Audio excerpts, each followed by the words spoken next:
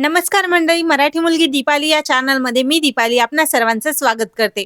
जसं की आपणा सर्वांना माहिती आहे की दक्षिण भारतातील सर्वात मोठी यात्रा म्हणून मालेगावची यात्रा ओळखली जाते। तर आजच्या व्हिडिओमध्ये आपण या वर्षीच्या मालेगाव यात्रेचे उत्सव कशा प्रकारे असणार आहेत ते पाहणार आहोत। श्री क्षेत्र मालेगाव हे महाराष्ट्र राज्यातील नांदेड जिल्ह्यातील लोहा तालुक्यातील एक गाव आहे आणि येथे दरवर्षी मार्गशीर्ष वद्य चतुर्दशीला भव्य यात्रा भरते। मालेगावच्या या यात्रेला 300 वर्षाची जुनी परंपरा असल्यामुळे येथे मोठ्या प्रमाणामध्ये जनावरांची खरेदी विक्री केली जाते। तसेच या यात्रेमध्ये विविध शर्यती, प्रदर्शने, कुस्तीच्या दंगली, संगीत वाद्य, लोकनाट्य असे विविध कार्यक्रमाचे आयोजन केले जाते।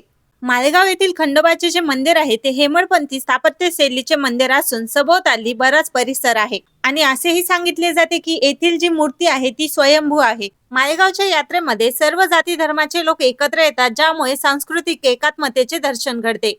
यात्रेची जी सुरुवात आहे ती देवस्वारी पालखी पूजनाने केली जाते। तर दरवर्षीप्रमाणे याही वर्षी देवस्वारीने यात्रेची सुरुवात होणार आहे। मालेगाव यात्रेचे सर्वात महत्त्वाचे जे उत्सव आहेत ते सुरुवातीच्या 6 दिवसांमध्ये पार पडणार आहेत आणि ही जी यात्रा आहे ती डिसेंबर आणि जानेवारीच्या मध्ये येत असते। तर या वर्षी 18 डिसेंबर पासून यात्रेला सुरुवात होणार आहे। ठरलेल्याप्रमाणे 18 डिसेंबर रोजी देवस्वारी पालखी पूजन होणार आहे। त्यासोबतच त्याच दिवशी महिला व बालक स्पर्धा तसेच कृषी प्रदर्शनचे उद्घाटन आणि शेतकरी सन्मान पण होणार आहे। मालेगावच्या या यात्रेमध्ये खूप मोठ्या प्रमाणात जनावरांची खरेदी विक्री केली जाते। तर या वर्षी 19 डिसेंबर रोजी अश्व, श्वान, कुक्कुट प्रदर्शन होणार आहे। या वर्षी 20 डिसेंबर रोजी कुस्त्यांचे भव्य दंगलचे आयोजन करण्यात आलेले आहे, ज्यामध्ये नांदेड जिल्ह्यासोबतच इतर राज्यातील मल्ल सुद्धा सहभागी होत असतात। कुस्त्यांची ही भव्य दंगल पाहण्यासाठी हजारांच्या संख्येने लोक तेथे गर्दी करतात।